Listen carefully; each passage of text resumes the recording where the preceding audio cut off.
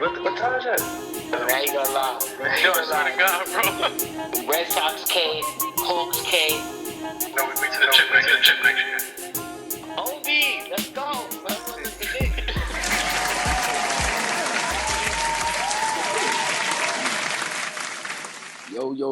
Yo. All right. Welcome back to another episode, another edition, League Offices. It's your boy Jeezy. I'm with the co-host, with the gang today. Introduce yourselves. It's your boy 3. You already know, man. Another episode. We here. Heat high, we still back. It's like a lot of this heat shit, bro. Come on, man. We didn't get Mitch, but we still good. Yeah, we gonna get it. I know who happy they didn't get Mitch. Y'all see the Eagles? Good trades. Okay. I see the Jets too, undefeated. You heard? All right, man. Nobody remembers that. But listen, we're not here by ourselves today. You know what I mean? Like I told y'all when we started this, we was gonna be having guests, reoccurring guests. You know what I mean? And just a whole bunch of different types of energy on this show. So I'm not even gonna I'm gonna let him introduce yourself. My boy, where you at? Yo, man, this D Loc. Everybody call me D Loc, also known as Primo D. You know what I'm saying? Lakers Hive. Even though, you know what I'm saying, I got a little real estate in Memphis because I'm a John Morant fan. You feel me? And it ain't looking too good for the Lakers right now. Well, that's another day. I ain't gonna talk about that. My feelings hurt. Now, we talking about that today. We're gonna get into that soon. Man, I know we gotta talk about it. I don't want to though. But yeah, man, League Offices. I love what y'all doing with the pod. I wanted to, be a guest and, show my knowledge of the game and, talk to my bros. Thank you. Like how we do every day. Facts. This again. When we started this, we told y'all that this is what we do organically. We do it for not even for free. We do it because we love the sports, the culture, the games, all of that. So we just decided to bring y'all into our world, and you could get a glimpse of what we do in our spare time, what we like to talk about and stuff like that, debate. My fault, pardon self. Go ahead. My bad. I wanna let the people know listening, man. League Office came from a sports chat with like fellow bros from all across like the states. Mm-hmm. Like how Jeezy from the towns, but Loc from the town. Like that's like how far away we are, but like we still connected with the things that we love, man, and that's sports. So just be on lookout, and I think that's what gives our platform that versatility, man. Like so many different personalities coming from different places, and we're gonna be putting them on the pod and letting them pop their shit like they do in the chat. So y'all just stay tuned, and we got more good stuff coming. That's a super fact. How many finals we seen? Like 4, right? 3, 4 finals. Take us up for Yeah. Something like that. And then remember we charged the reigning fantasy hoops champ. Back to back, bro. Yeah, he back to back in it. You know what I mean? It's all right though. Let's say y'all niggas be cheating. No, that we nigga don't be cheating, bro. Nope, Here we go, bro. The nigga Taj had what he did y'all last time? He said, that niggas. well, he gave himself first pick. Yeah, No. first pick. Yeah, I did not have first pick, bro. Yeah, first and last pick in the draft. No, and I did every not, round, bro. Dead ass. That's why No, I instantly left the league. Bro, you know what was bad? When it was my turn to pick, the best nigga on the board was Jimmy. Like I was like, yeah, that's bad, bro. Taj the first nigga in all the fantasy draft history to have a snake draft, but he still got the first pick every round. Like, huh? Wow. Yeah, that's wild. So we lying in front of all these good people. We lost Jesus. Oh man, Jesus just got vaporized. Oh damn, he did leave.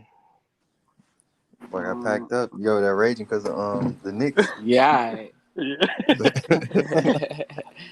Yeah. I'm happy, bro. Like I'm shit like a we vacation, nigga.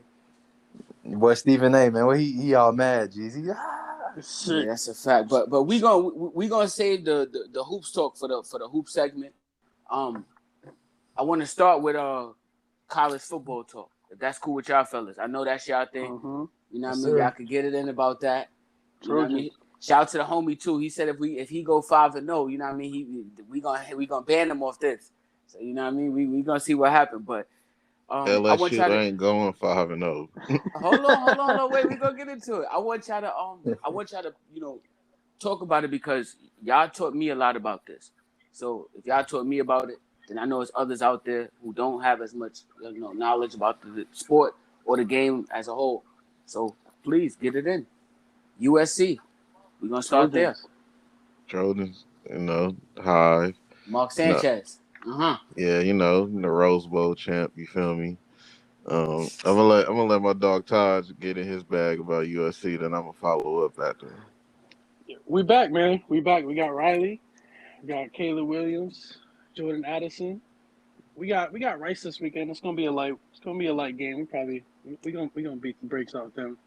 But I'm just happy to see them back. I really grew up watching them, and after all the Reggie Bush stuff happened, it fell off. It's been damn near 20 years now, so I'm just happy to see my boys about to start hooping again, man. Yeah, I'm happy. We dealt through we was our golden Back, years was our golden years, but we didn't dealt through a lot of shit like Steve Sarkisian, you drunk bad, motherfucker. I hate that dude. I hate terrible, that dude. Hate him. And we turned around and got Clay Helton after that. terrible. And I I was one of the people who was like, well, I don't know too much about Clay Helton, but I'm gonna hold out hope. Man, it was terrible. I don't know what he was doing recruiting wise. I remember he recruited Biggie Marshall. Probably that's a college bus. I never heard of that in my fucking life. Like Oh, he came up here hating today. It's been bad, G's, bro. It's been bad. Mind you, he Okay, was the number one recruit in the country. Not even number one in his position. The number one recruit in any position. It was him. He didn't do nothing. That's crazy. Well, he just got there and just went Deron Williams. Like he just Shit the bed. This Okay. shit to bed. He was terrible. Damn. Yeah. So when we announced that we poached Lincoln Riley, I said, man, like we back. Then I already knew he was going to get most of his players from Oklahoma to transfer. Then he got Jordan Addison from Pitt. And I was like, hey, man, we give us 2 years. We're going to be in that natty. There we go. Todd, you rolling with that? Yeah, I think they're gonna be decent this year. I think Utah's still good, so it's gonna be an adjustment, and they still got some some younger guys that still got to develop and stuff. But I don't see them making it this year. But next year, I think they'll be ready. Caleb going into his junior season, he's gonna be he'll see everything that he needed to see. So yeah, I'm gonna go 2 years, but this year I'm still gonna push the narrative that we're going all the way. It's a lot of excitement behind y'all this season. For obvious reasons. I can't speak for I guess like the older generation, but maybe like when USC used to be good, like OJ Simpson and all that type shit. But even if you wasn't like a UFC fan, like everybody was a Reggie Bush fan. You fuck with Lindell White, and me, I was a receiver. Like who they had Mike Williams. Who else? What's Jared? What Jared? What was his last name? Jared. He was like the big receiver that they had like after Mike Williams, like the next big name. Was he with Sanchez now? I forgot. You talking about? I think he's like number 8. Number 8. I can't really remember a lot of the players Sanchez played with. Yeah, but like.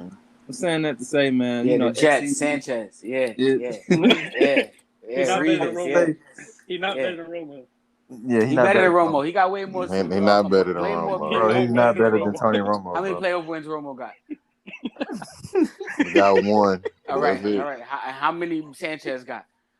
He beat 3. Brady and he beat Peyton. Stop playing, bro. The defense beat Tom He Brady. beat him. He's the quarterback, the starting quarterback, bro. Him and Future Sauce. That's Revis. Let's go. The Jets. Bar Scott and Reeves beat them. Yeah, that's all that did that. Who started? At QB. I'm not doing all that, bro. Let's go. Well, no, I was just saying, man, it's USC like a fun team, man. They got that Cali swag, so it's just fun around college football for them to have that buzz back. I think it's good for the game. It's great for the game. Yeah, great. What you Like, think about your Oregon Ducks, man? I think we're gonna be straight. I think we're gonna be better than what because last season was decent, man. You know, it's hard to replace a player like Justin Herbert, Mm-hmm. along with some skill guys that we be having coming through, man. So our recruiting class was pretty this year. So we gonna see. I expect us to at least. Are y'all in the north? Y'all in the north of the Pac-12? nah, Uh, we impact Y'all those in the five. south? All right. So yeah, if anything, like I expect us to win the north. Probably, we got to still deal with Utah some shit like that, but. mm-hmm. Yeah, I expect us to win the North and probably see y'all in the Pac-12 chip. And Mm-hmm. I don't think on paper, I don't think we better than y'all. So it is what it is. Like I take the win, but if we lose, I ain't shocked. Yeah, I mean, on top of that, y'all lost your head coach too. He went to Miami. Yeah, so we got a whole new head coach. I'm leaning on the recruiting class that they just got that much talent, but it's gonna we figuring it out right now. Yeah, we poached some of y'all players. It's Y'all Yeah. want exactly. I just think we just got a 4-star corner though, so yeah, they Oregon got they got uniforms and all that shit, so they gonna still get some Nice ass players. facility, all that. I just don't know if they can compete with SC though. Like I don't, right now. But I just seen that Oregon supposed to be even leaving the Pac-12, so it Oh might help. yeah. so they go Pac-12 to the about to be Big Ten. Pac-12 about to be finished. Yeah, I think they're going to the Big Ten. Yeah, They got to get the fuck up out of there, man. They can't compete with SC with that recruiting. They like you rather go to LA or Eugene with yeah. with that money. The I US. think y'all should go to the Big 12 mainly because of how y'all play. Yeah, But Oregon be pro, defense be good though. yeah, but probably gonna go where most of their money. They think they gonna get the most money, so it That's is what what it's it all about. is. Yeah, that's what it's all about. Yeah, they got to get out the Pac-12 though. It might get ugly. Yeah. See, Who we y'all was got for trying the to playoffs? leave. My fault. Go ahead. You see, we was trying to leave and go to the Big Ten, but shit fell through. I never really was like, I never really seen the point of going to the Big 12, but we could compete if we go. We'll have a better chance of making the playoffs if what I'm saying. Well, We go to that conference and what I'm saying, beat up on some teams because they're more respectable teams in the Oh yeah, Big the Ten. Oklahoma, Texas. Yeah, well, I'm talking about Big Ten, so we talking about like yeah, like All that Ohio stuff. State. yeah, Ohio State, Penn State, Michigan State, and that deal all. fell through. Yeah, it fell through. We ain't going. Oh damn! I thought we were still going. All right.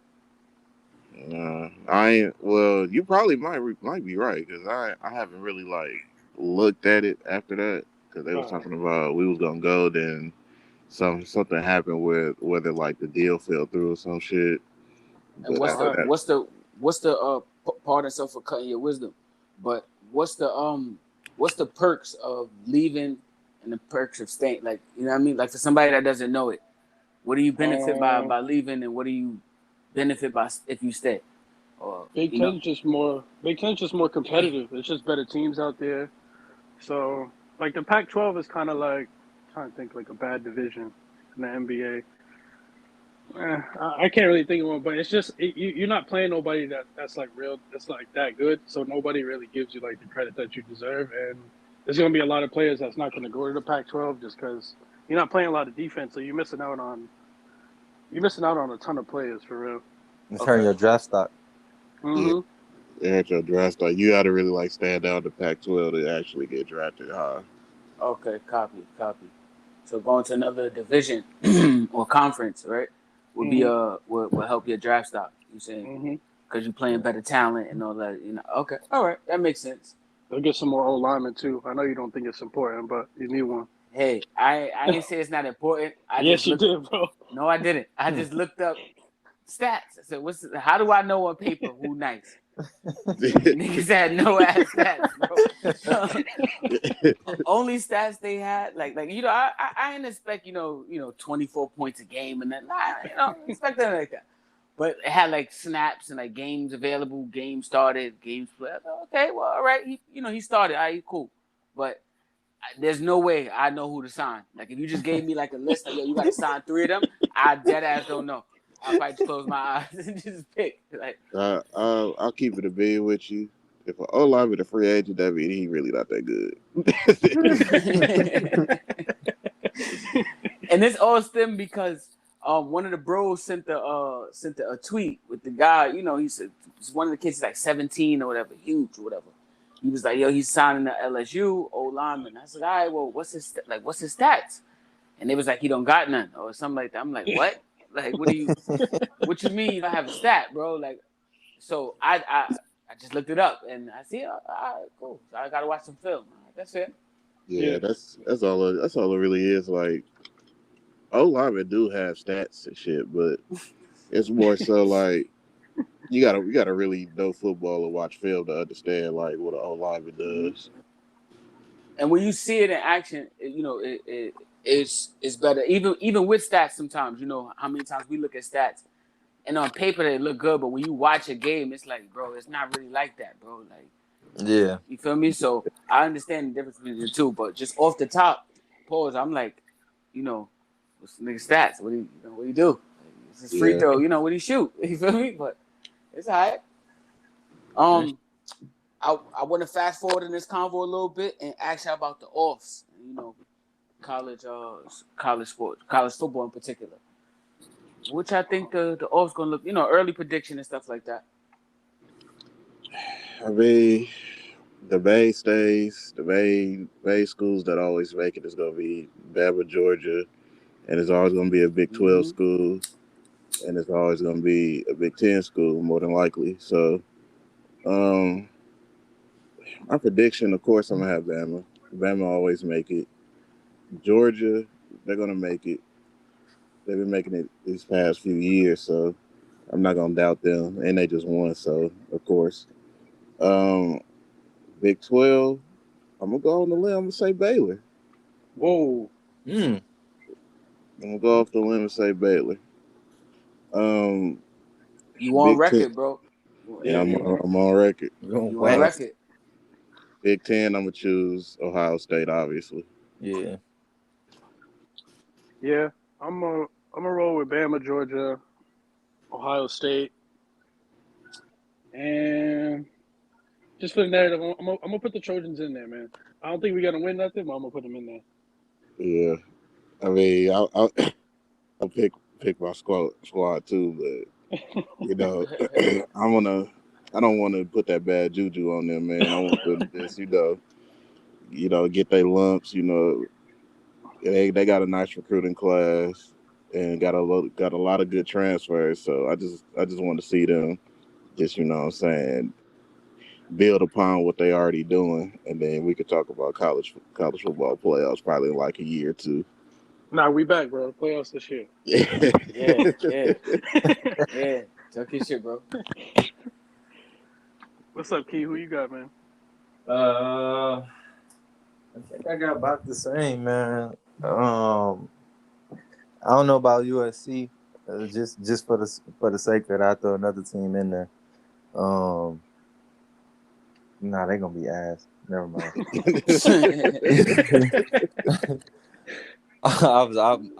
My brain was automatic to be like, oh, Oklahoma, but it's like, nah, they finna be in hell. Yeah. Shout out Dub. Yeah, shout out Doug. Yeah, shout out Dub. That boy real Sooner, man. Sooner. That nigga just be saying it out of nowhere. That shit's funny as hell. But probably damn, man. The Sooners got chips. Like they got Nah, belts. bro. No. They when the last time they won a chip, yo? 2000. I was about to say like 2000, yeah. Okay. Because we won in 01, USC won in 01, so. Yeah, and then we beat them in 04. They lost to LSU 03, I think. Oh man. Yeah, it's bad, bro. Oh man. It's bad. I think, hey man, Michigan might do something this year. Yeah, Michigan might be good this year. Yeah, that's my fourth. All right. Bama, Georgia, Michigan, Ohio State. Oh Jesus, that's a bias ass playoff. Yeah, it is. I mean, the playoffs bias regardless. Yeah, I'm rolling though. So I feel you. All right. That's all we got, G. That's all we got. All right. Yep. So y'all ready? Yeah. Ready to talk about? I'm gonna let y'all go first. and I'll go last. You know what I mean? This NBA talk. All right. You know how the NBA talk get. You know how I get. All right. This is where I take over, bros. D Loc, Let's get it in. let's go Three. let's Let's go get go. right into that shit. Pause. Pause. Oh, that's pause. Wow. Let's get it right into the combo. My nigga. The Cavs just got Mitch, man. How y'all feel? Stolen. I feel like they stole them too. Thank you. They sent Sexton, who they wasn't gonna play. No, they wasn't gonna pay him. Laurie not that good. They never needed him, and some dude they just drafted who probably wasn't gonna play. So yeah, I think that's a great trade for them. They got the scorer that they needed, and now Garland don't have to do everything. You know what I mean? He can just facilitate, get his buckets when he need, let Mitch do the scoring, Mobley and Allen pitch in when they can. I think it was a great trade for them. Yeah, just to add on to what you're saying is me to get more in depth. Garland is really good. He's an all-star level type player. Also, Mitchell is an all-star level player too. Surprisingly, Mitchell is a real good off-the-ball player, so he doesn't really need the ball in his hands for him to be effective. And his skill set, a lot of players don't have his skill set, which is, getting to the lane when he feels like it. Hitting, just pull up threes, pull up transition threes, corner threes, pull up mid. He got all that. So that's a hard skill set to find. And that's why it would mesh very well with Garland because, like I said, he could play off ball as well. And Mitchell could take on ball duties as well. And Garland is also a good off ball player as well. I know people are concerned about their size though. So what I would say about their size, it wouldn't really matter because they have the back line to protect them, which is Mobley and Allen, and they both are two mobile bigs. So you're not going to lose anything really defensively at all. So most of the time they're just going to funnel. They're going to funnel whoever they're guarding into Evan or Allen, which they could rim protect. And Evan he's already one of the best defenders in the league as far as rim protection and perimeter because he can move his feet, like I said, because both of them are mobile bigs, him and Allen. So those concerns for me about their size, it really doesn't matter to me. Like I said, I feel like they stole Sexton. Even if they would have kept Sexton, they probably wouldn't have let him start. They probably just made him a sixth man at this point in his career because that's basically what he's going to be, unless he goes to a bad team where he could just put up his own numbers. I think will go to a core route and maybe start a Kuro for the defense because now he's not pressed to score now. He doesn't need to score that often now, which they wanted him to before they got Mitchell. That was going to be his next level for him to be a decent scorer. But now they don't need it. They just need him for defense.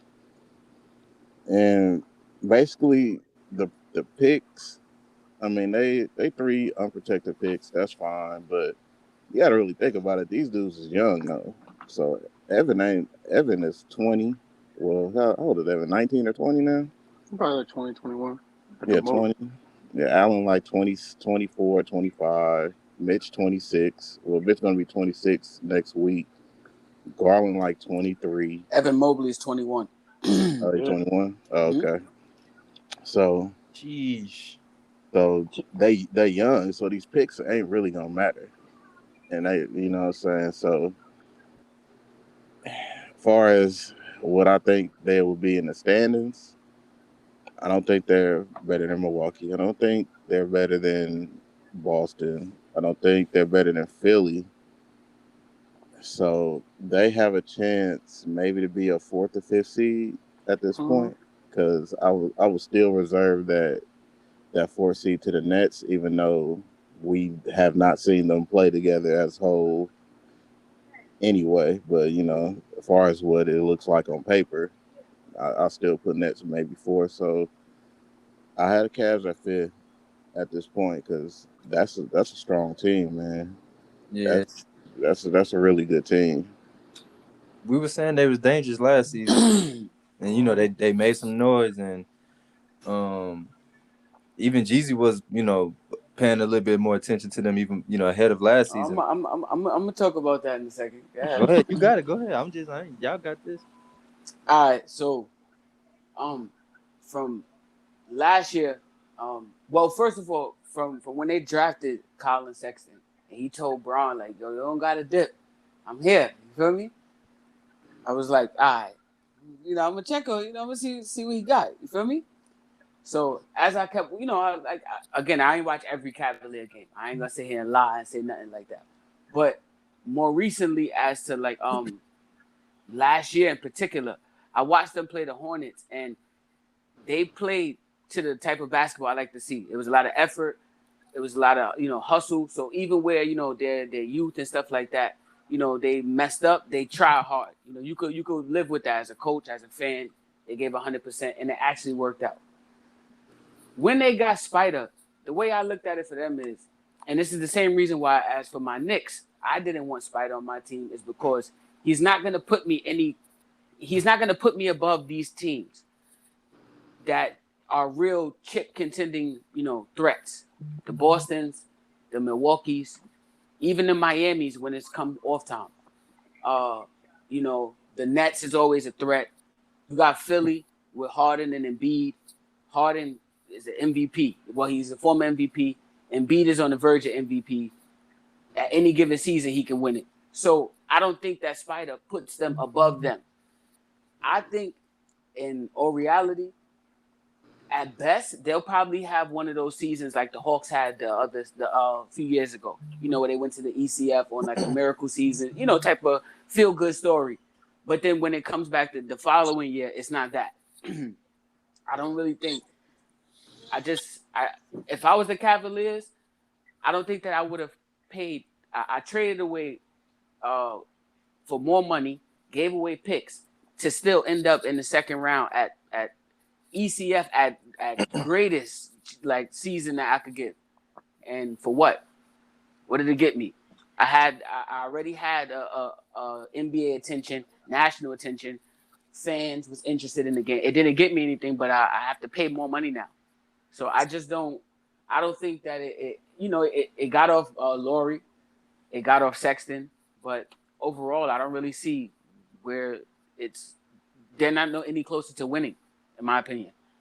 I think that they're still I would say 6 and down is their ceiling the season. They got defense, bro. Yeah. Well, hold on, my bad. They got good post defense. Yeah, and they could play solid team defense. I don't have an issue with that. I do think DM does give them a little bit more knowledge and stuff like that. I don't want to take anything away from him, saying he's just selfish. No, not at all. I just don't think he has. When you look at like a chip team or something like that, or you look at even a finals or a contending team, Jason Tatum, even Jimmy Butler to a degree, Giannis, KD, James Harden, or Embiid. These guys have the talent to take a team to the next level. Mm-hmm. When I look at Donovan Mitchell, I don't see that as being the best player on that level team. No, I don't see that. I don't think. I feel like you just think about this season, this trade not really just for the season. Like D Loc was saying, the team's young, bro. Yeah, young. No, Garland got it. Mm-hmm. Garland got a chance to be the best player on the team. Mm-hmm. Mobley got best big man in the league potential. So Mitchell going there this season, he'll probably be the best player on the team. But come next season, it'll be Evan. I don't think they're gonna be like, hey Mitch, we're gonna need you to carry us to the promised land. It's just not. It doesn't seem realistic to me. So I agree with you. I don't think Mitch can be the best player, but you're not gonna have to on Cleveland because if everything goes right. Yeah, Garland can go get you 20. Mobley can get you 20. They could be nice where Mitch only gets you 15 and they win the game by 20. Yeah, that's possible. But I'm speaking of it from an off perspective. The regular season and stuff, I think they will be a good team, but I don't think that they're gonna be better than the Milwaukee's, those guys. So when we get to the offs, and let's just say you're a 5 seed, I'll give you the 5 seed. Who do you want to play first? No, I agree with you. This season gonna be tough, but realistically, right? How many more years does Milwaukee have? Like that team old. Like besides Giannis, that Yeah, team old, bro. team is old, man. So after that, we don't know what the Nets gonna do going forward. Kyrie gonna be leaving, and is KD gonna stick around? Who KD, knows? KD old as well. So Yeah, that's their true. only real competition to me over the next 3-4 years is It's Boston. Boston. So who like? I mean, the Cavs got a team that could really rival with Boston as far as just talent wise. If everything go perfect like it did in Boston, they could be right there with them. Yeah, this trade was mainly for 2-3 years down the road because Mitch's deal is 3 years. Mitch got 3 years left on his deal, and mainly they are banking on Evan. Evan is the key to all this shit that's gonna make them go. Now, if Evan turned into what they think he's gonna turn into, which is like a generational big, then I don't know after that. You know what I'm saying? They might be a number 1 seed after that because everything hinges on Evan and his development. And Evan has already developed well. And maybe he leaves something offensively like people desire more. He'll get that. But right now he's already one of the elite defenders in the league. So it, like I said, sky's the limit for them. Like I said, this trade isn't made for this year or next year. It's made for 2-3 years down the line. So like I said, I love the trade, man. It was smart. The picks don't mean nothing because they're young. Of course, people always. I say people that like picks, they'll be like, "Oh, they gave us this amount of picks and this amount of picks." Man, I always say, picks sound good until they just become names, man. That's all. That's the main thing. People love picks until them players get picked and then they nothing. So it is what it is, bro. You got to get the talent. Plus, they're a mid-market team and they not a free agent destination. They had to do what they had to do. And with that being said, I also, I agree with what you said about picks just being, proverbial picks until they're mined, then you see what you have. But I also look at if you have a program who drafts well, then the picks are more valuable to me than it is to a team who doesn't draft well. Yeah, I get that. So when I look at Cleveland, just guys they drafted, and then their scouting department, when they're putting together trade packages, who they selected and stuff. If I'm gonna still end up in the let's just say for this season and next season, right? If I still end up in the 5 or 4 range down or whatever, I could get a decent pick.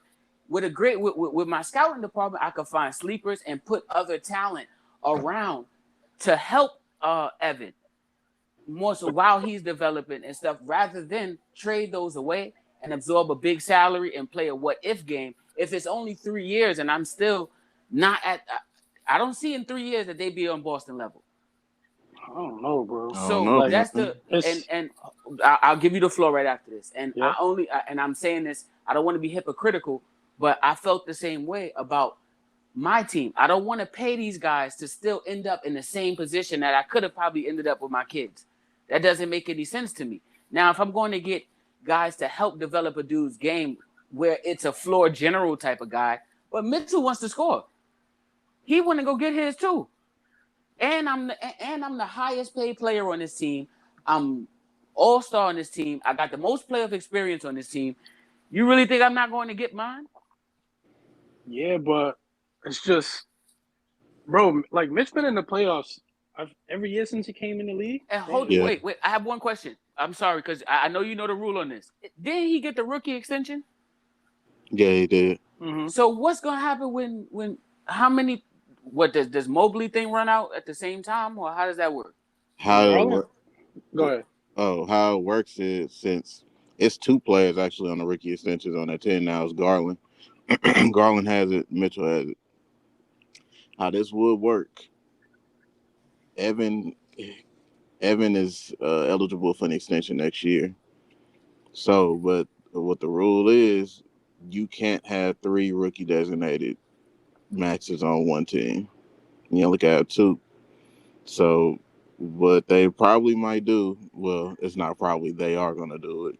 They're going to do basically what the Pelicans did with Brandon Ingram. Basically do, you know what I'm saying, week handshake deal. You know what I'm saying? Let him go into restricted free agency. They're going to give him his max, and he's just going to sign back because you have to let that player go to restricted free agency for him to get a max. You can't max a rookie out. Well, you can't max 3 rookies out on the same team. So um, that's how they're gonna do it. They just gonna let him go to restricted free agency, and they just gonna give him a 5-year max. Wasn't that? I thought it was. Well, thank you for letting me know that. I really didn't. Yeah, it's like somebody getting packed up outside. Yeah, it's only on the league offices, man. You're gonna hear this real time, bro. Like you know, like it's and I'm not even outside. That's outside. So They coming to get you for hating on the Cavs, bro. yeah, and I'm gonna just have to go then because so I ain't one spider anyway. And I want to thank the Knicks. Thank you for not getting involved with none of that. If Brunson bust his ass, without Luka, I don't want you on my team too. No, thank you. I'm all right. So God bless him. God it would have been bless different him. for y'all, bro. God bless him. Hope he have an illustrious career in Cleveland. But I'm happy, and Todd, you my witness. I told you that from a while ago. Remember, like we used to talk about. I don't want son. I'm all right. Yeah, I don't think he would have fit. Like, it would have been a weird fit. I told you this a couple episodes ago. It would have been a weird fit for y'all because he would have had to have been y'all best player. Like, he would have had to do everything because the level of talent is different to me. Like, the ceiling for the Cavs, I think, is higher with Mitch than it would have been on with him on the Knicks. Well, that's true. I'm happy that they got him. What I think is, I still feel like Knicks should have did that deal, but I can understand why people like Knicks fans would be like, "Nah, we good," because in reality, like you trading all that for a top 20 player at best. Mm-hmm. So, like, I get it in a standpoint where, like, oh, I'm giving up RJ, and I don't know when the fuck Quentin Grimes had this much value in the league, but okay. Shout out to Summer League. If you seen the Summer League, he was balling in that shit, bro. I think he was like top 5 scoring. Yeah, he was. I'm just saying, like, that's just having insane value on that guy is kind of ridiculous, but I mean, I get it. RJ is crazy. Yeah, over RJ, like RJ, let's get it. Oh, I ain't trying to do that. And yeah, I get it though. Like, I like RJ. I think I'm not on the bandwagon. Everybody know when RJ got drafted, I was like, yo, RJ is a good player. I don't think he's gonna be an all-star player. I think he's just gonna be a great complimentary player. Like, maybe get an all-star nod. Don't see it, but like if somebody get injured or something and he just ball out one year, yeah, he get a little all-star, whatever. But RJ is gonna be a complimentary player for his career. Like, he's good. He has a lot of good traits. He has the frame. He has the body to defend. Yeah, RJ is a good player. Now, when we get to Grimes and what I looked at, they said they didn't want to give up Grimes. They put Quickly in the deal and was like RJ Quickly and some picks, and then Obi. And oh boy, yeah, he can go, bro. He can go, bro. He good. And I guess the Jazz asked for one more unprotected pick, which was going to be the third one. And the Knicks was like, nah, we can't do it. And I understand it to an extent, like, but my thing is, Knicks haven't attracted any star free agent in so long. They had to trade for Melo. So, well, he forced the trade. That wasn't. Yeah. That was more so him. He was like, I want to go there. I think it was because he could get the most money if you traded, rather than like that. So that was on him. Yeah, yeah, He said George Carr was trading him regardless. Remember yeah. he wanted to stay in Denver. Yeah, if you remember at that All-Star break, he was sitting next to Kobe on the bench, and they asked him, about the trade things, and Kobe put the towel over him. Was like, "My man, not talking about nothing like that right now. We're not talking about that." And then Yeah. I think that Tuesday, he came home. So Yeah, I remember that. So, but yeah, so the Knicks say they haven't attracted a star free agent in 15 years after that. Well, it ain't been 15, it's been more like 10. So I don't see a path where the Knicks, like, I understand they want to, now they still going to star her eventually, but you're going to still be trying to sign these, say, not below average talent, but like mid tier talent, like a Jalen Brunson, which I think is really good. I think Brunson is really a really good player, but you go, that's like 110, 120 for, like, what I'm saying, a third option on a good team, or a second option on just a regular playoff team. So you still got Randall. We already know Randall stinks. Uh, And you got RJ, who you think is good, but he's not a star player. He hasn't shown anything for him to be considered a star player yet. So I don't know. Like, Knicks is just right there. Like, probably maybe in purgatory. I don't want to go that far because they still got young talent, but it's still not looking like, okay. You know what I'm saying? We're gonna make the jump. I don't think it's there. I think they should have made that trade anyway, even though to blew up some of some of the young guys and just messed their core up. But a lot of them young guys, y'all not really gonna keep them anyway. So I kind of understand it. Then at the same time, I don't. But you still did keep your draft capital for you to actually go after a real star when that time comes. And they kind of stuck right now. Like they just paid RJ, you pay Mitch, you pay Uh, Brunson, you Forgot that pay Mitchell Randall. Robinson. Yeah, you pay all them. So That was you, terrible. Oh you my god. really you banking on that. This is the roster low key unless you let somebody end up taking Randall, because it's clear they don't want to trade RJ. They're not trading Brunson. I agree with Luke. I don't think that Mr. Robinson contract gonna age that nice. 15 a year, like he's just but we'll see. We'll see. I'm willing to give him the benefit of the doubt, but He get paid it's more than like Rob Will. that's what I'm saying. So it's like it's I don't know. Unless somebody's willing to take Randall, like you kind of stuck with this core. You already said that this core not really gonna, like, you already gonna be 5-6 at the highest. So I don't know. I don't know, bro. I think I would have just made the plunge for Donovan if you could, because who else gonna come save y'all if it don't work out? well, it's funny you put it that way. And I'll be honest. Prior to, remember, Taj, we were speaking about when it was before we signed Brunson. This was like, winding down the end of the season time. I was okay with getting Spider if we didn't have Brunson. Right. I just didn't want both of them on the same team, and I didn't want to give up, RJ or whatever like that, right?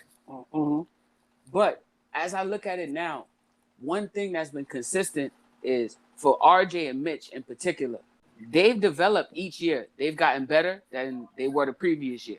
That's true. And they've done this without, in RJ, at least in Mitch's case, you're playing the 5. In RJ's case, you've been you came in on the team where you had Randall getting paid the most, Marcus Morris in front of you. You're not taking the ball from them. They're not letting you do that. So your role changed every year. Now you have a defined role with the defined floor general point guard, who you didn't have that. You had Elfrid Payton, who only had eyes for Julius Randle. And then you had Kemba, who was in and out the lineup, with Derrick Rose in and out the lineup, with Alec Burks, who, that's my boy, but he can run point guard in spurts, but he's not a point guard. So when you take all of this into consideration, then even with that, he had a month where he averaged 28. He averaged 26. He did these things, his free throw shooting, 3-point shooting, defense got better to where even Clyde was making the notion of how he defends Bradley Beal very well. He defends Kawhi Leonard. He defends the best, whoever the other team's best wing the player is. He defends. Evan Fournier can't defend him, so he does all these things. He's gotten better every year. I Mitch has forgot y'all learned. had Evan. Oh We had yeah, Evan too, and That Evan. Evan's contract is terrible. terrible. Well, Terrible. I can't say that his contract is terrible because he just set a record for us in 3-point shooting. I know, So bro, but he making 20 a year. right, he's I'm not saying it's the greatest contract, but I don't feel it's terrible. You know, it can still be moved. And when you have other again, this is why you don't want to give up your picks also, because if I need to really get rid of a contract, I can attach a pick to it to go. Yeah, that's also I true. I will say with what Brunson brings now is Brunson brings Randall with all of he's bringing the ball up, making the decision that if he's having a good night tonight, it'll be a good decision. But if he's having a bad night, it's a bad decision and a turnover. That stops. I have a real floor general that's going to tell you where to be, get you the easy looks that y'all never had. So because you finally have something that you never had before, I can't say that it's bad or you stuck. And if I could still get to the same 5 seed at best without a star, that's what attracts stars to come to your team. Oh, all right, they did it the right way. They developed, they kept their picks. You know, they had to get rid of some guys due to salary, of course, and just the league. But other than that, if you chase a star, you're wrong, and if you develop, you're wrong. So I think what the Knicks is doing is the right thing to do.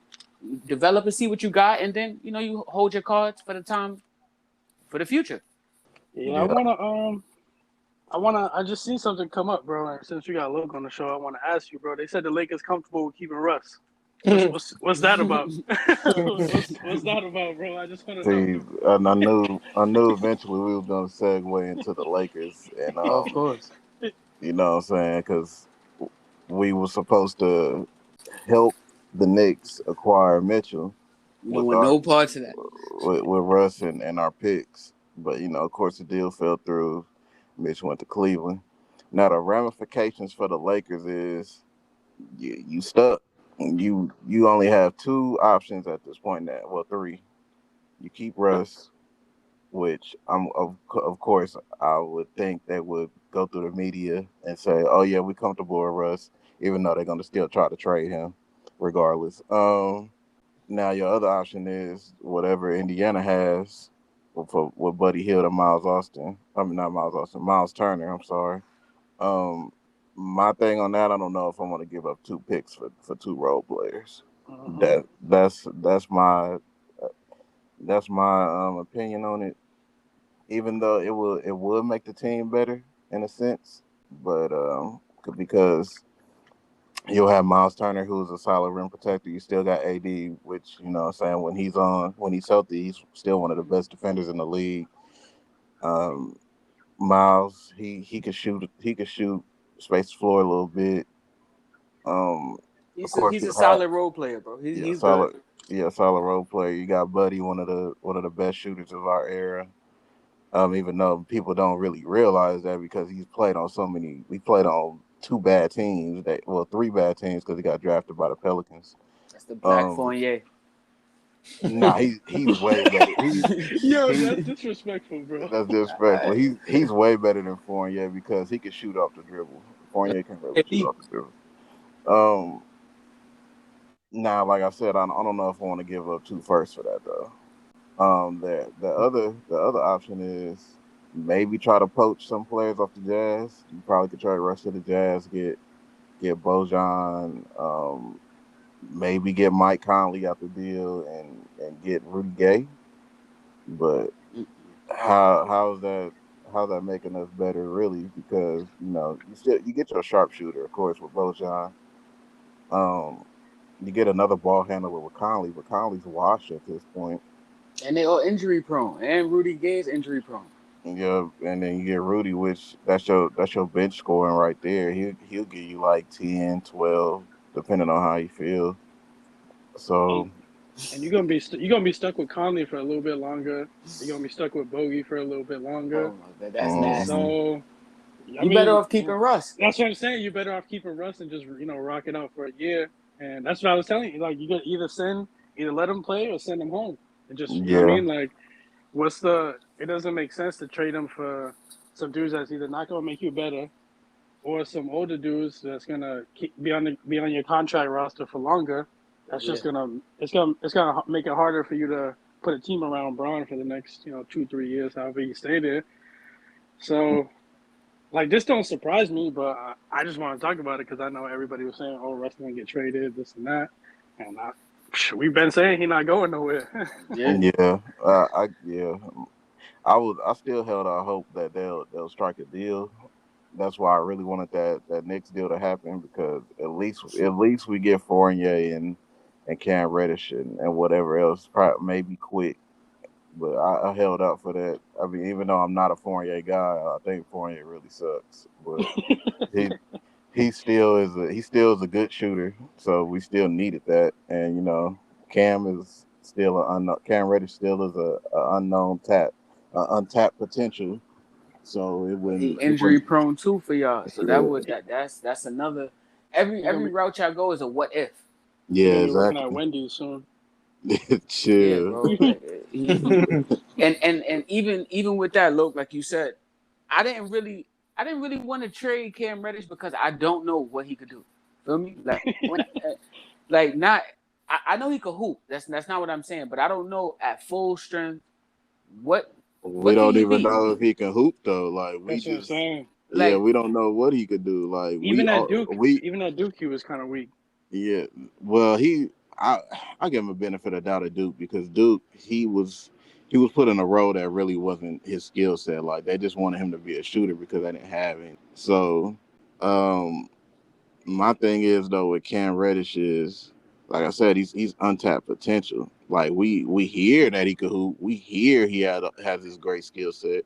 We hear that he could do all this and that, but it's not really showing. Like agreed.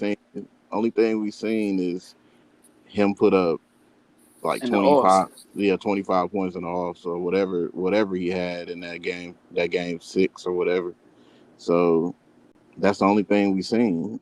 So my thing is though with the Russ trade and us moving Russ, there's only one more option we got, and we like Todd said, we just let it rock. We wait until next season where we just keep AD and Bron, Hmm. keep all these fucking cap holes. We'll have like fucking $38 million in cap space and do whatever the hell we need to do. But at the end of the day, man, it ain't looking good. I've been told you I got real estate in Memphis. You know what I'm saying? It's like T. Morant said, we ain't dodging no smoke. I'm rolling with the Grizzlies until further notice. I What think does so. AD do this season, bro? Go to the hospital. Man, you know what?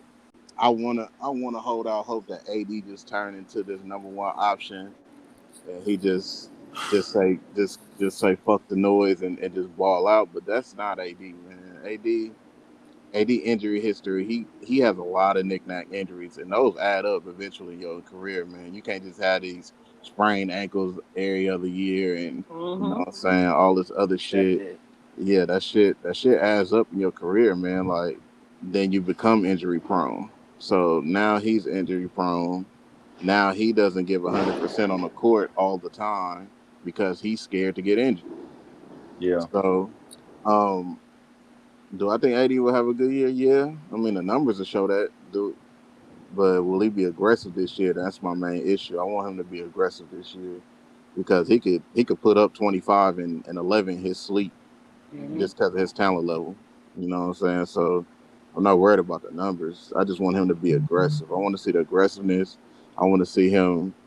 I want to see Ham, which Ham said he's going to use AD for what he does best, which is rim running and, you know what I'm saying, putbacks and all the other shit he's good at. So AD wanted to turn himself into basically a KG. He wanted to turn himself into a turnaround fadeaway type dude and, you know what I'm saying, a Fell in space. love with a jumper. Yeah, he fell in love with the jumper. He wanted to be a floor spacer and all this other shit. But his what makes AD good is rim running. and that's what he's best at. So I want them to use him as that, and then he could get his jumper off when you know what I'm saying this offense start flowing and shit. So um, Do do you think the him losing weight is gonna help his jump shot? Because last year he was terrible shooting free throws, 3-pointers, all that.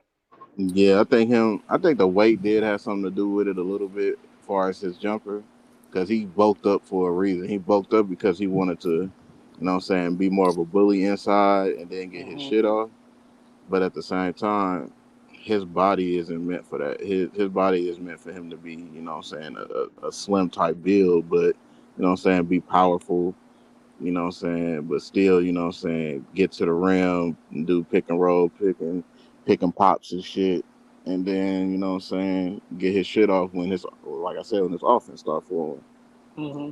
But in turn of that, his body not used to being that big. So his jump shot fell off. You know what I'm saying? He ends up getting injured because his body's not used to that type of weight.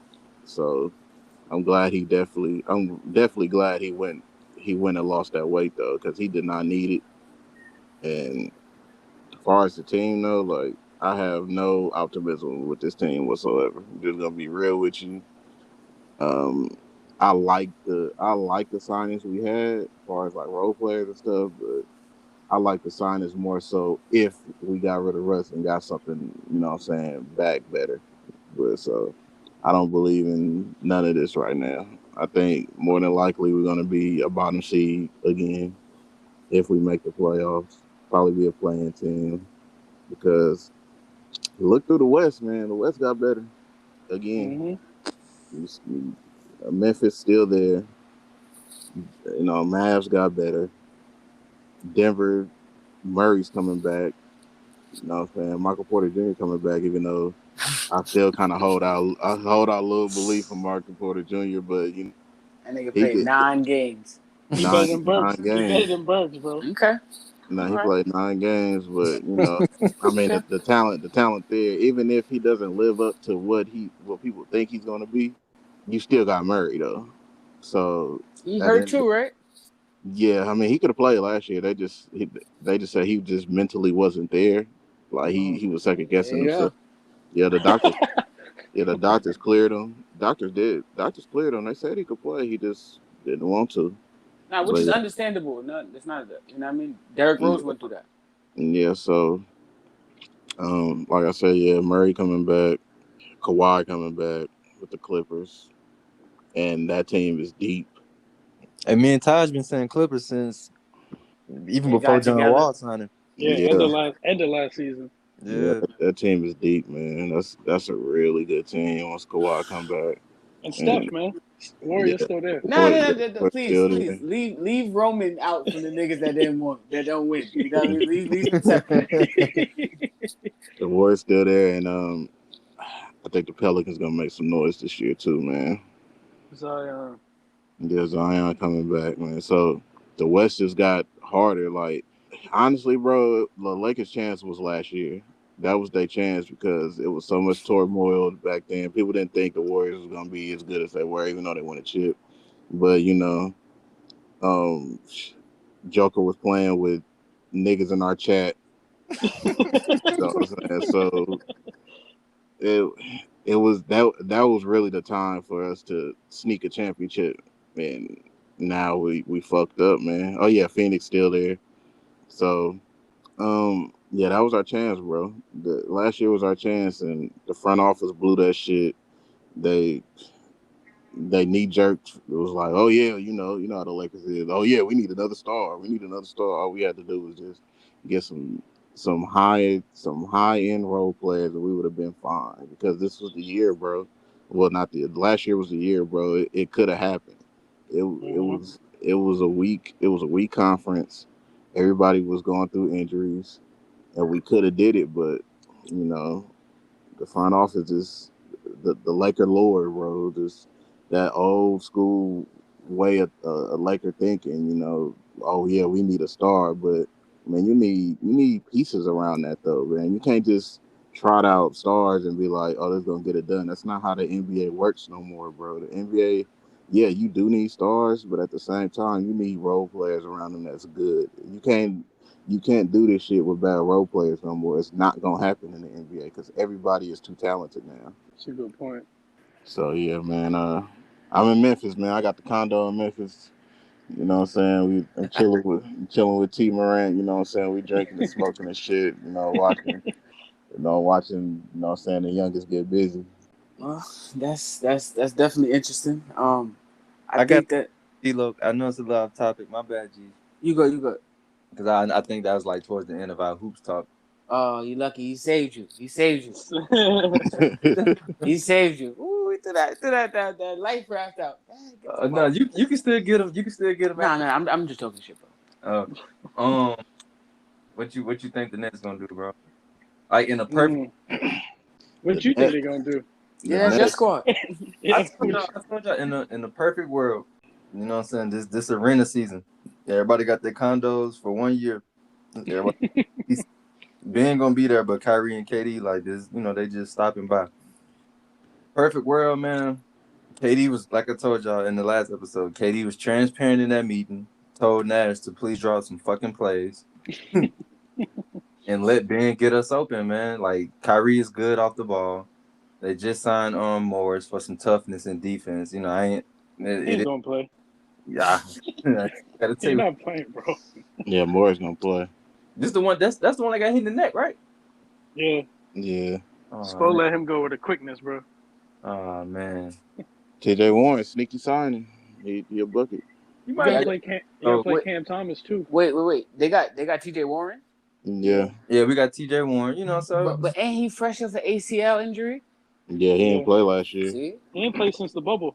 Yeah, he hasn't. the bubble. But the reason why I have so much worry about that, man, ACLs these days, players usually bounce back and be okay. Especially he took more time, you know what I'm saying, to heal, just like Murray did. So if he can, he can give us 15, 12. That's a lot, bro. Warren can give you that though. He can give you 14, 15. Warren can give us 12. A good consistent 12. I'll be okay with that. I ain't gonna lie, bro. On paper, y'all contenders. Keep it real, y'all contenders on paper. Y'all just ain't played though. Y'all ain't played together, so we don't know. Yeah.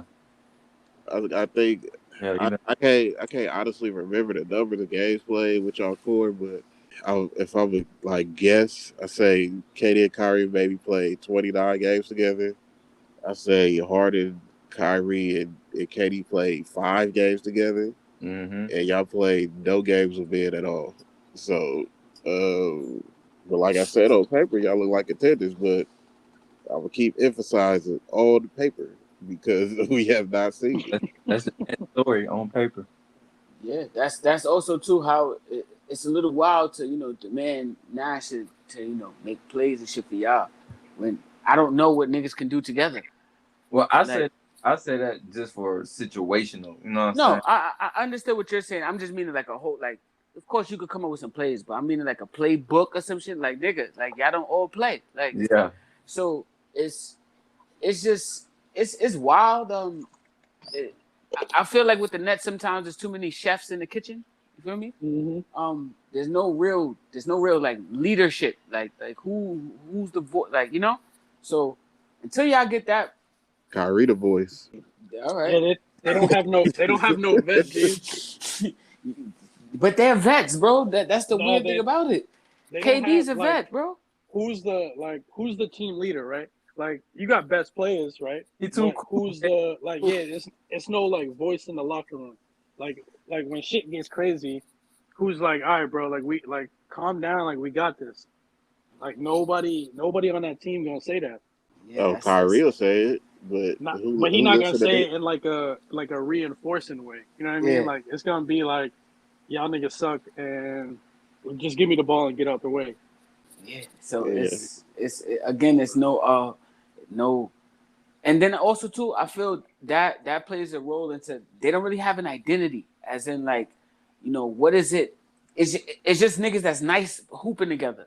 You feel me? Like it's no real okay, what is it y'all do really well? That's when you play this team, it's gonna be a defensive battle, or it's gonna be they're gonna get rebounds, or you know what I'm saying? Like it's what's their identity? To just hoop? That's not really wise, That's bro. that's kind of where it leads to me, where people always talk about skill, but you know what I'm saying, you can be the most skilled, but like what?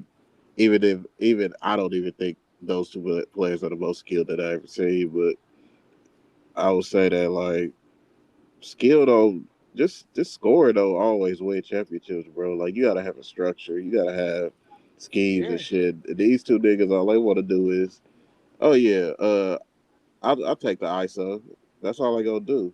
So it's Mm-hmm. like, what are y'all doing out there? Like y'all just y'all basically just playing pickup ball with two explosive scores. Now you got Ben, so you got the defense and you got the playmaking, which both of those was both Katie and Kyrie lacks. They lack playmaking because, of course, Boston seen that they were like, well, these two niggas can't pass. Once you take Mm-hmm. away their first read, they can't do nothing after that. So I don't know, man. Like I said, on paper they contenders, man, because Ben probably will change their fortunes, but he ain't played in 2 years. The last time we seen him play, he's smoking layups and shit. So And that's the thing, even with Ben Simmons. My fear with getting Ben Simmons is you don't want to shoot. So it's like, okay, cool. Most players you might not want to shoot. You'll go to the cup, like Elfrid Payton, right? But he don't want to shoot free throws either. So at this point, we get to play 4-on-5. You can't even drive and kick because you don't want to get hit. So where do we go with that? Like how do you play make off of that? I mean, I think Ben could come back and show something different. I think he really lost confidence in that playoff series. Like, if you come back with a confident Ben, he could give you 15, 18 a night because I've seen him do it. And like, he could do that easy in his sleep because they're going to play him at center. They play him on the wing and just get him easy buckets because they're probably going to double KD. If Kyrie going, they're going to have to double Kyrie. So he can get some easy looks. He got to just be aggressive in that role. So they're not expecting him to be the focal point of the offense. Like, he really the third option. He could be the fourth option on any night, to be honest with you. Yeah, but how do you keep your confidence up with your task with being the number one defender? What you mean? He's I an all NBA his defender. defense is this most natural trait, outside of play. I think defense comes easy for Ben. No, I'm saying, all right, we know he's gonna be the number one defender, right? Right. But when sometimes your shot isn't falling or your game can be rattled in a sense on the offensive end, that can translate into your defense. Little pickup fouls or whatever like that. How do you offset that if he don't want to score and teams just gonna then take away your playmaking ability? Sort of how even an example is, remember when Westbrook was on the Rockets and they kept backing all the way up from him so he could shoot threes. Even Russ wasn't scared to go to the free throw line. Homie the last we saw him, he don't even want to do that. So what the hell do? He gonna crash super heavy now, or on top of defending the best perimeter player? So I said it's really just all about his confidence because he was still playing great defense. Like, even though they lost that series, Trey was not efficient when Ben was guarding him. You know what I mean? Like, his defense never lacked, even though he was terrible on offense. Mm-hmm. So I'm not even worried about his defense. It's more just when he get an easy look, because there's going to be a ton of them. You know what I mean? With KD and Kyrie, or it should be. I want to say it should be because we never seen them play. But as long as he do what he's supposed to do, and everybody stay healthy, he can get you 10, 12 points just off dunks, layups, transition. Yeah. yeah, not only that, just the third option has sacrificed more so than any other option on a contending team. So he has to sacrifice. Even he don't even really got to sacrifice because he wasn't really not an offensive weapon like that anyway. So all he got to do is play, make and play defense and get buckets when he can, and that's about it. You know what I'm saying? So him as a third option is great though. But just like I said, man, on paper, it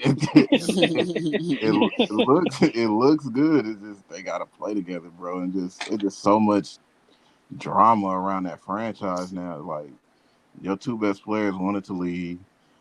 Nets waited KD out because they know realistically, they know it's only two teams that they will want to trade him to, but the two teams don't want to give up the shit that they want. How the fuck you gonna ask the Suns for Booker? Like, are you? What's wrong with y'all? Then, of course, they asked for Jaylen Brown, and you'll sleep on that. You'll be like, okay, we just made it to the championship with our young core. We'll sleep on it. We'll think about it. The next day, you like, nah, we good. You know what I'm saying? I don't wanna give up Brown and realistically only have 2 elite years from KD because that's realistically what you're trading for. You traded for 2 elite years. He's 34, so you know what I'm saying. You probably gonna get realistically elite level play out of him is 3 years, 2 years max. So you're gonna give up a borderline all-star player who probably would be an all-star depending on what team he's on. Yeah. So you're giving up at least 4 or 5 years of that for two, and I get it from that standpoint. Like, so I wouldn't have gave it up either. Like, I would sleep on it and think about it and be like, maybe. But then again, I'll turn around and be like, nah, like I can't do it. Like, we just went to the championship. Like, it's nothing y'all can really do for me. Yeah, you had to give up a lot to get Yeah, him. Yeah, exactly. So I don't know, man. The KD stuck. That's what he chose. He signed his extension early. He shouldn't have signed it. I agree. You know what I'm saying? 100%, bro. Yeah, that's on you, bro. Like, you can't be out here, you know what I'm saying you wanted to do this on your own and all this other shit.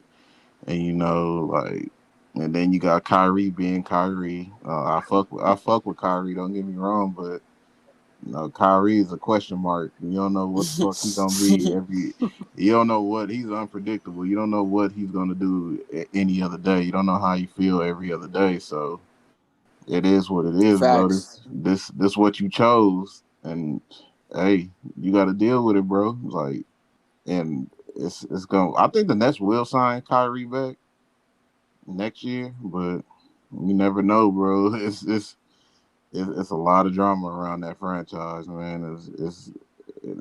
And if they don't, I figure if they don't do nothing by this year, bro, like you just probably got to blow that shit up after that, man. Yeah. Yeah, I agree with that. So it is what it is. All right. they got so much, but that's all I had, man. All right. Well, I think we exhausted all of our all of our options there. Yeah. Y'all want to get into some WWE now? Oh yeah, y'all know I don't know nothing about no wrestling. I don't want to sit No. here in no dead air, man. So Oh You y'all, good, man. nah, you definitely good. We do want to we want to thank you, bro. You know what I mean? Thank you so much, bro. Thank my Oh, boy yeah. for popping up, and this is a monumentous moment. You the first guest. You know what I mean? Like you the first one. You know what I mean? So this is something everybody else gotta live up to your standard. You know what I mean? It's sort of like you set the bar, bro. So yeah. I Dad, mean, want to thank you. You more than welcome anytime, Brody. You know that. Like you definitely we got a seat for you. You always good. You heard? I yeah, think everybody gonna enjoy what you was talking about today, bro. for sure, That's a man. super fact. You know what I'm saying, y'all my brothers. I'm honored to be on the pod. You know what I'm saying? It's been it's been an experience, man. I love talking sports with y'all. I love just, you know what I'm saying, we got our disagreements on certain shit about, you know what I'm saying, players and sports and whatever, but we're gonna come together and make something great, so I'm proud of y'all for making this pod, you know what I'm saying, and definitely honored to be the first guest on this pod too, man. You know what I'm saying, I want y'all pod to grow. I want y'all to, you know what I'm saying, just keep building on this shit because y'all can do something great, man. Thank you. We appreciate you, bro. Before Always love. before you leave, two quick things. One, I need an NFL team. Who your guys? You on air? So Oh God, bro. no. We're not gonna debate it. You just gonna say it, and that's we gonna leave it there. Like, what you mean, NFL team? What? Like who you have? Like you know what I mean? Who your Oh, guys? the nation, man. That silver and blue. You feel me? That white and blue. You know what I'm saying? Sick man. It's the nation, Cowboy Nation. Ah, Been like this forever. You feel me? You know what I'm saying? You know what I'm saying? We was the best team in the 90s. You know, we ain't seen no championship since then. But you know what I'm saying? That legacy's still there. It's 25 years later. We still going. You feel me? Like, we still the most popular team in the NFL. None of this shit would be happening if it wasn't for us, man. You know what I'm saying? The NFL wouldn't be like it is if it wasn't for us, man. It's the nation. We do That's the this, word. man. Jerry And you- Jones been around. That nigga a skeleton up in that office, man. You know what I'm saying? He doing his thing. That nigga ain't. He just sitting there with just a brain and some eyes. They put his skin on every morning. You feel me? So, like I said, man, it's been some rough years with the Cowboys. 25 to be exact, but you know, I'm still be down with my niggas, man. It's Cowboy Nation all day. I respect it. I respect it. You got your bias bars off. Yo, again, thank you, my boy. I appreciate it. Happy birthday, my brother. Hey, I appreciate y'all, man, for sure. And you know, what I'm saying, you welcome. Like I said, I mean, I'm a tap in on the pod every now and then. You know, what I'm saying, every time something big happens. So you know, like I said, I want y'all to make this shit grow. Pause. You know what I'm saying? I want y'all to make the pod grow into something bigger than what it is. You know what I'm saying? Get them subscribers. Subscribe to my guys, man. You know what I'm saying? Hopefully y'all get on Apple Podcasts and you know what I'm saying, y'all get some listeners and just go to the moon. Feel me? 100%. Hell yeah, so y'all be easy, man. I'm gonna get up off here, man. Y'all talk about y'all wrestling and shit. I ain't watched that shit like you know what I'm saying, since Steve Austin and The Rock was on that motherfucker. We appreciate you, brother. You're ready. Close the door behind yourself when you dip. You heard? You family. For sure, for sure. Love y'all, man. All right, brother. Love you, man. Love is love. Love you too, man. All right, man. So, getting to this WWE. So, Clash at the Castle coming up, but we had a crazy Monday Night Raw. I want to say headlined by Seth Rollins really going crazy, talking real reckless about your boy Matt Riddle. What y'all think, man? What's going on? Turn that shit up, man. Triple H. Let's go. That's it. That's all you gotta say, bro. It's Triple H. Like every week, my son dropping a new heat. You feel me? Like it's going crazy. That's all I got to say, man. But nah, man. Yeah. Very, very cool promo. And the timing, it's just the timing is good, man. And I'm gonna get a little bit into AEW as well. Why I say timing. We talked about it a little bit. AEW is very much at a point with reports that I think they have too big of a roster, and more so not with good management. Tony Khan has done a good job for his signings and things like that, but I think his lack of expertise in the wrestling game is showing. You know, it happens all the time. It's just like you got talent, but the coach isn't adjusting to his talent to make them shine the best way they can, because they got hella talent up and down that roster, but we really not seeing nothing out of it. Again, same situation for the bars. I think it's too many chefs in the kitchen. You got Chris Jericho running around there cutting himself on camera. You know, it's like what y'all doing, man? Like, come on. He don't need to be on TV every week, bro. You feel me? Like, you the lead champion. Like, you. Yeah. So just that, man, and to flip it on the WWE side, you know, as we keep saying, Triple H took over creative, so we getting, you know, that real feel for wrestling again. And it doesn't have to be like the Attitude Era. It's not that, and I'm glad, because you know it's different times, and y'all know some stuff that was going on back then that can't fly no more. So and don't need to. You don't need. You Yeah. need to. you know, and so just it's hard to convince fans, you know, what's real, because everybody obviously know this day and age wrestling is, you know, premeditated, you know, for the results.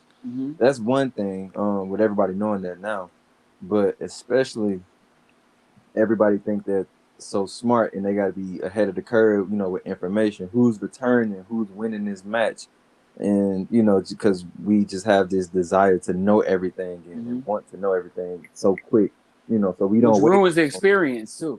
Yeah, so we don't wait on the show, you know, for like, all right, even though I know this is happening, I can't wait to see what Seth Rollins does, or you know, whatever. So being the fact that they can we're starting to see those moments. Like the promo with Seth and Matt Riddle, like all the little Riddler like persona that Seth been doing, Stupid like ass laughs and all that. yeah, like all that's it's gone now. Like, and you seen it so fast. Like Matt Riddle got personal saying that Becky Lynch wears the pants, and it was like, oh, little bitch ass, and it's like, all right, like just like the same thing we said about Ronda Rousey. Like get the cheesiness out the way. And she like, nah, like even though my bar is I'm the baddest woman on the planet, like I need to act like that because in real life you can't whoop my ass. So don't have Ronda Rousey cutting cheesy ass promos. And just let her beat motherfuckers up. Yeah. Like you do Brock. Like they do it with Brock. Like then like get the clout and get the dominance and get the respect. And then once you do that, then you can come back and be happy like Brock did. Because he already over. But it's just stuff like that, man. But that promo was a good heads up for us what they got planned for the future, for us with keeping us engaged, the point I was trying to make, even in 2022, going forward. It's like, hold on, like just even for us, I think like anybody watching it for multiple age groups would have been like, oh, like your reaction, like your eyes would have got big. Yeah. Like, oh, they wilding. Let me see what they talking about. That's what I felt, when I seen that promo. I think also, when you have a second chance to make a first impression, you don't really it takes mess that up. You feel me? Yeah. And because Vince was let go, if you was a smart, as we like to say, we know more than the average person about it. So you knew what Vince was responsible for and all of that stuff. But then if you just knew wrestling as WWE is Vince McMahon, so, you remember The Rock from back in the day, like I broke. You feel me? Yeah. When you found out Vince was gone, you automatically said, well, this is going to be different because what the constant is now gone. So with that, you sort of get a fresh start at everything. And I think Triple H is going to lead them into the right, from somebody that started out with a BS gimmick and jokey to become a Hall of Famer and now the boss. He's someone I think good to help, steer the ship in the correct order. So every week, I watch Raw in particular to see what changes is what did he do this week? What little, not necessarily, I'm not expecting like a whole new set or nothing like that. No, just, I want to see better matches and stuff like that. And I think he's been delivering. Just the small stuff that when you understand wrestling, agreed. Just the small stuff that you're starting to catch. Agreed. It's sort of like when you watch a movie sometimes, and we started watching a movie. I know at the end, the good guy is gonna win. Like we pretty much can guarantee that. It's just how they get to that point. The losses he takes and stuff. So I feel like that's what makes a good movie. That's what makes a good storyline in general, which can be translated over different, mediums of, entertainment. And I think that Triple H is a very good director and producer of that. So sky's the limit with them. And as we move forward into the clash of the, we right had the clash of the was it Clash at the Castle or something like that? Yep. So I'm definitely, in a weird way, I'm looking forward to it. Like I didn't think I'll be looking forward to it that much, but as we get closer, I'm like, damn, like it should be all right, So I want to see Gunther and Sheamus. What about you? Oh, of course. Like I told you, I think I could be a fool, but even like just some extra promos and stuff that I've been seeing, they've been pushing Drew McIntyre over very heavily on the media standpoint. So I think the big storyline out of this is Drew McIntyre becomes the champ. Okay. Steph gonna lose. I do to piggyback off what you just said though. Sheamus and Gunther got an opportunity. We looking at it like if they letting the Shockers off for real. Yeah, that should probably be a top. That's gonna be a fight, bro. Yeah, that should probably be like a top 2 to 3 match that night. Yeah, like any other night, if Roman and Drew was to start the pay-per-view, I wouldn't be mad if Gunther and them finished it. Yeah, I wouldn't trip. Yeah, I wouldn't trip. At any other show, they could headline it, and I'd be like, all right, except for like maybe WrestleMania or whatever like that, just because internationally wise, it's like fan, like the casual may not know them, but like hell yeah, like that might they gonna be fighting, bro. Like you know how Sheamus is down to brawl, and Gunther ain't no hoe, so it's Todd, who you think, bro? Who you think gonna win the belt? Like if you had to put some bread up, who would you bet on? Like, you know what I mean? I'm gonna be real, man. I think I'm agree with 3 on this one, bro. I think they really been pushing Drew, man. And like I've been saying this, how long can you keep Roman as the champ? It's been 2 years now. So at some point you're gonna need a new champion. If you have Drew lose, then what's plan B? Like for what? You know what I mean? So it's not like you're gonna have him keep fighting Roman over and over again to have him win the belt. I think that I would hope that they're trying to get away from like that Roman and Lesnar kind of feud where it just goes on forever. Mm-hmm. So I just think now is the time, bro. I just think now is the time. You have a dude he could fight, he could promo it. He looks like a champion. Like it's a perfect kind of setup for him. Mm-hmm. So I don't see why now wouldn't be the time to have Drew be the champion. Mm-hmm. So you going against Steph? It's not I'm going against, but it's bro. Like, all right. So how long do you think they could keep the Roman belt reign going? Listen, like, bro, it's just 4 or 5 years from now, he's still gonna be the champ. Nah, I honestly think it was supposed to be until. All right. Storyline aside, I think it was supposed to be for Cody. Okay, I can agree with that. All right. Now, in storyline, until somebody beat him. What you mean? Like, that's Steph, bro. Like, you see he whooping their ass, bro. Everybody up. And supposedly, they little brother, it's one of their little brothers from NXT supposed to be pulling up too. Yeah, he looked just like the Usos, right? Yeah. Is he lit or not? I seen a little bit of him. I like what I see so far. They always like athletic. Yeah. He got like a more traditional Hawaiian style to him. So it's Samoan, bro. My bad, Samoan. I'm tripping. I'm multitasking, y'all.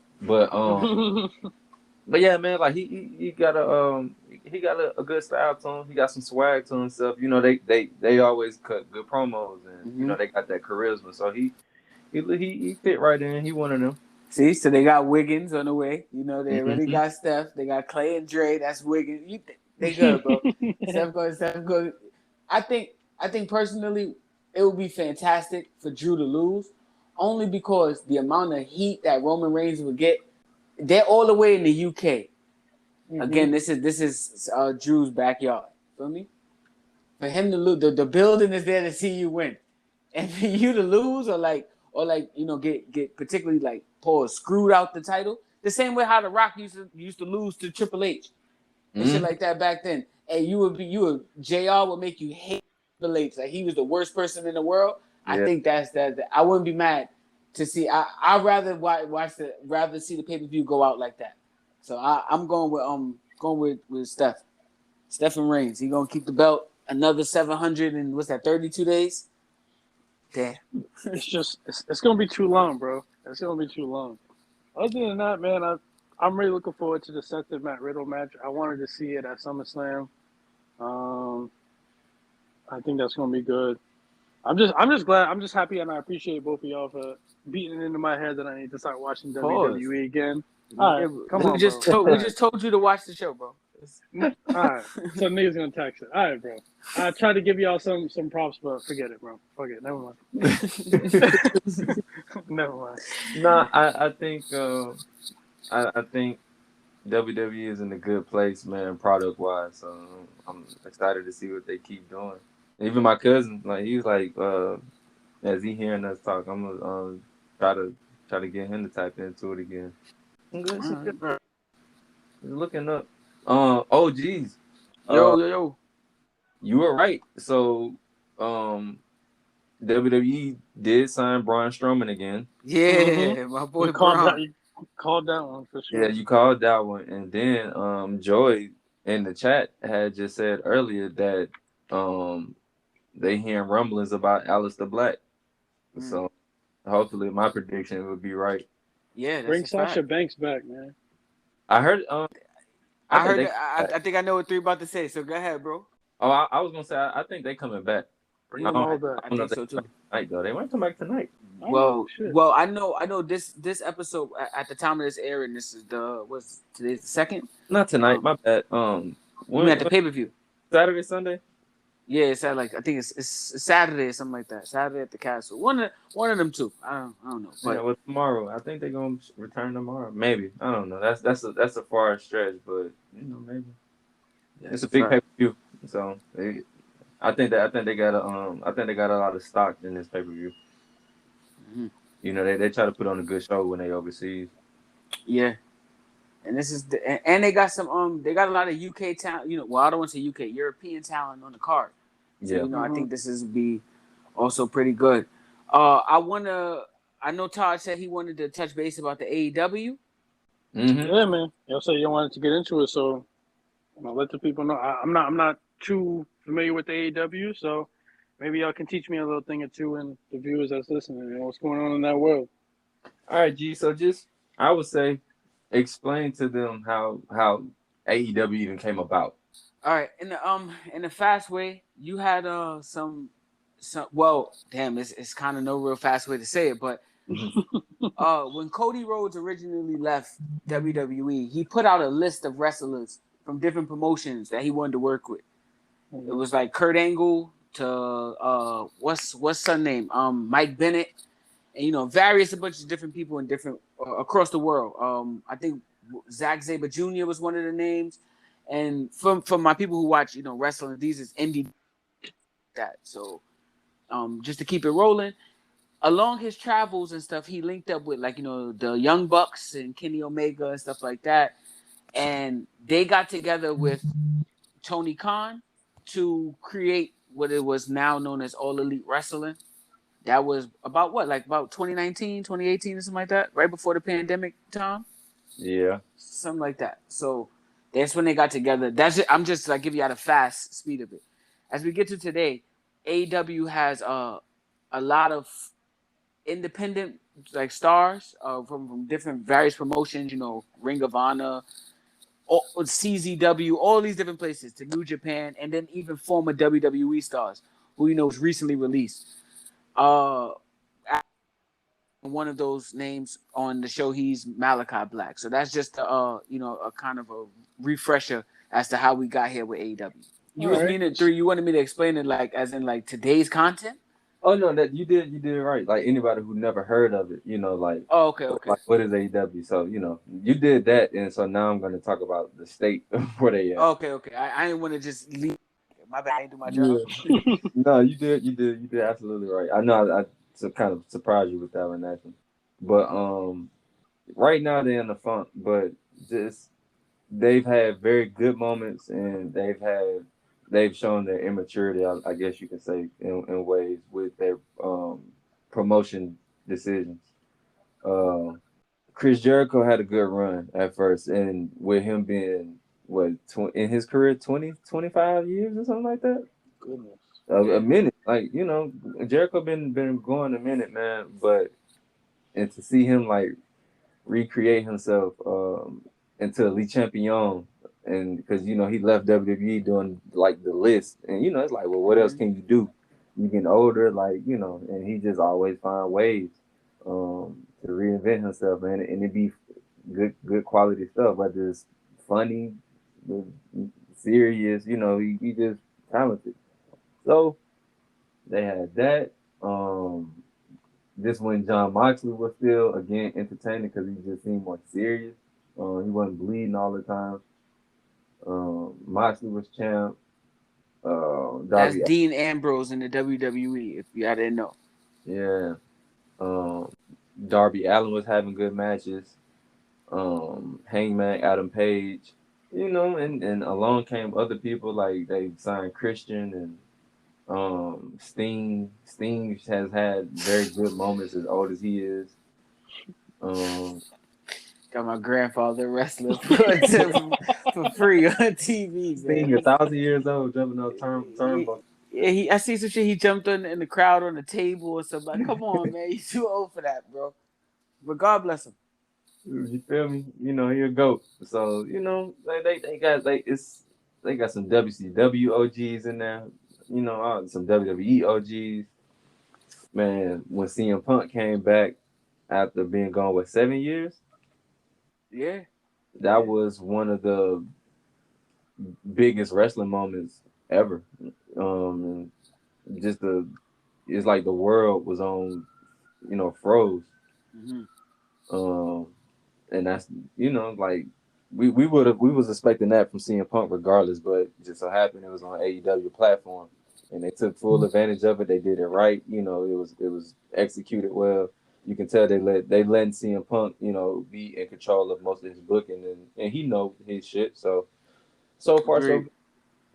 And then they got Daniel Bryan or Bryan Danielson, like one of the best wrestlers in the world. So he came in with good matchups that we never seen before, because just with certain guys being on a different roster. Yep, Uh, so we've seen great work, and even him being able to be himself more, outside outside of WWE. Um, I can go on and on and on, man. But they pretty much had a lot of good moments, but it just seems as if like they damn near not running out of ideas or something. It's like they got a lot of talent and a lot of people with damn near nothing to do. Uh-huh. Well, I'm gonna have to start tuning in, man, because y'all be talking about AEW is coming up. So you think the future's bright for them, like it's bright for WWE right now?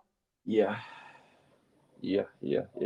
Because I mean, for a while though, like I won't lie, like AEW was better than WWE. Or some Mm. people gonna be biased, Mm-hmm. but from my standpoint, and I'm a obviously as I know, like I watch more WWE, but I was enjoying AEW more for a while. I say that, um, Okay. with the content that they was putting out, but just literally at the right time, man. Like Vince leaving and Triple H stepping up. Like it was just the timing was just perfect. All right. I could definitely feel that, man. I think we lost G's, but um, I don't I think we could wrap it up here, man. I don't really have nothing to say on AEW since I'm not watching right now. Is there anything else you want to get off about it? No, that's about it, man. This we gonna have to break this episode up in two. Yeah, I think so too, man. Yeah, this gonna be a Um, three-part episode. we definitely appreciate Brother D Loc for coming on the show today. Yeah, Our first guest, he definitely gave us some in depth insight on NBA and college football. Y'all keep tuning in, man. We're gonna have some real surprises for y'all. Um, like, subscribe, leave comments, man, and just debate back with us. Y'all see today we love to debate, we love to make jokes, but we all a family. We love to keep it respectful too at the same time. But get your bars off, man. We love that. yeah, man. We like to have fun with it, man. So I think today was a very fun episode again, man, and just be on y'all head with it now. Pause, like subscribe, man. Subscribe, like, comment, dislike, whatever y'all want to do, man. Just Hmm. interact. We gonna show love back, man. Definitely send y'all questions in. We're gonna chop it up. Hell, maybe shit. Come on the show if y'all. Yeah, for sure. I feel like y'all want to come on and chop it up, man. Y'all got some stuff to talk about. Come holler at us. You're more than welcome. Like we always gonna say, we family. As long as we keep it respectful. Hmm. Uh, just an update, y'all. We know last episode we told y'all that we was praying for Sammy, man. Update, we been talking to Sammy. My Um, guy. yeah, man. So the bro had woken up out of his coma, man. So he's been chopping it up with us. Tired, for obvious reasons, but he back for the bigger picture, man. We just happy to have our bro back. So still praying for Hmm. Sammy. When you get right, bro, you're gonna be on the show. We got a spot for you already reserved. We'll get your Yeah, JT bars off. Tell us about the Celtics, man. All that. yeah, man. So I think that's about it, man. Thank you again, brother D Loc, for coming on, man, and doing your thing. Taj, G's, appreciate y'all, man, for doing y'all thing per usual. And I think we on to the next. Yeah, another great episode, man. We love y'all. Thanks for tuning in, and we out. All right, y'all.